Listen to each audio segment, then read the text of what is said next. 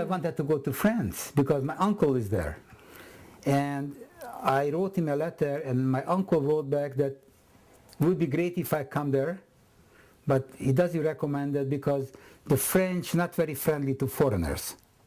You know, so then I dropped that because I heard at other places too, you know, that once you go there, you never become a real, you know, you always be an outsider.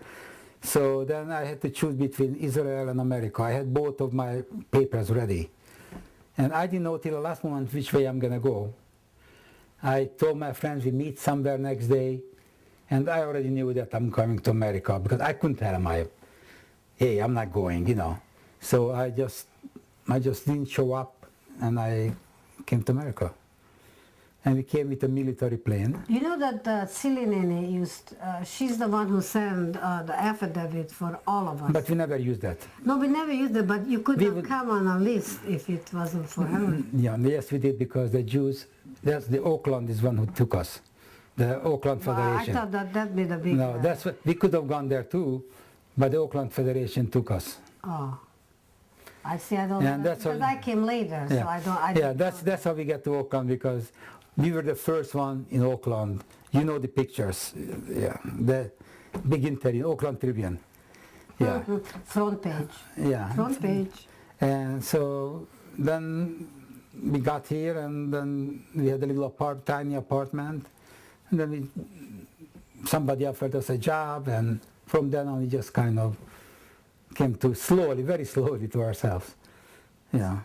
I came with Tommy and George, and we came on a boat on a General Walker. They tell him that George wanted to die. Oh yeah, George wanted to die. He had a last will.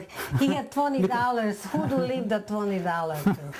because and what there was the truth. They came with a military ship, you know. Yeah. And it was rough. Water was very rough. Really and they got seasick. And he was making up his will. George lay down. He didn't get up. So you sound like your father. Till the end. Me and Tommy, we went up on the top of the boat, and we were sitting outside and just sitting, you know. I mean, we were kind of sickish too, but George, he was dying, boy.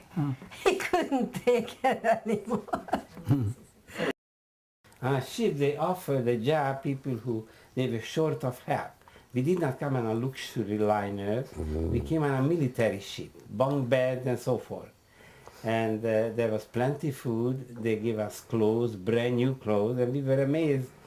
And we felt like that's how America is. And they offered to help in the kitchen, and I automatically volunteered, and they paid $2 a day. When you worked? When you work a day, but I was so sick, and it was so terrible, unbelievable. I told Tommy, please, if you ever see Mother, tell her I couldn't make it. And he made the last will and testament. I could not get ashore because it's impossible. He wouldn't trust me with the $40. It was Christmas Day when we arrived to Camp Kilmer of New Jersey, and it was the most coldest time, snow and ice, and all we know, we want to go someplace where there is warm. And then we first called in for an interview because of George's occupation as a tool and die maker. They wanted to send us to Buffalo.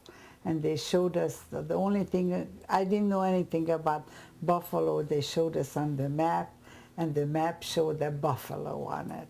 So I thought buffalo roaming the streets in that state, and I said, no, we don't want to go to Buffalo. We want to go someplace where it is warm. And I said, how about San Francisco? No, San Francisco, it's too many refugees there already.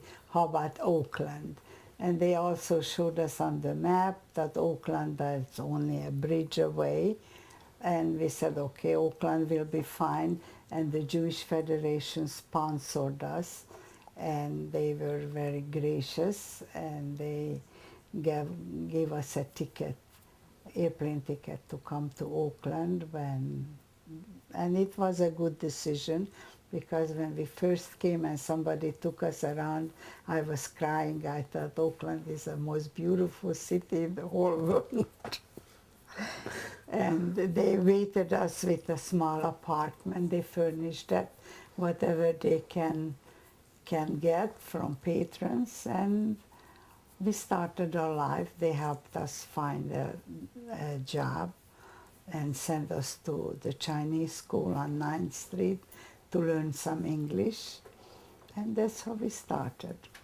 The first money George made was $2. Well, first of all, we worked for somebody who wanted to take advantage of us for 50 cents an hour, and Ed Solomon came, and he said, no, you can't make these people work for 50 cents an hour when their minimum wage is $1 an hour. And then somehow through the newspaper, George got a job for $2 an hour working as a tool and die maker, and we thought that now we are millionaires. Hey, that time $2 was big bucks. It was 54 cents to get into a movie. Yeah. It was 17 cents a gallon gas. Yep. With green stamp. And you got green stamps and blue stamps. Yes. It was frightening to come to the port in Brooklyn because it's not the cleanest place, and I had a tremendous fear in me. What we gonna do here, and then who will gonna help us?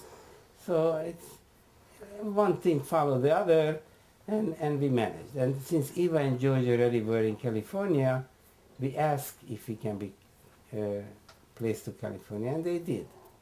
So first they offered us Buffalo, which is a very cold place, and we chose to come and follow George and Eva. And I wrote my mother a letter, and I tried to explain her how far is California, and my mother answered me, and she said, you said you went from New York another 3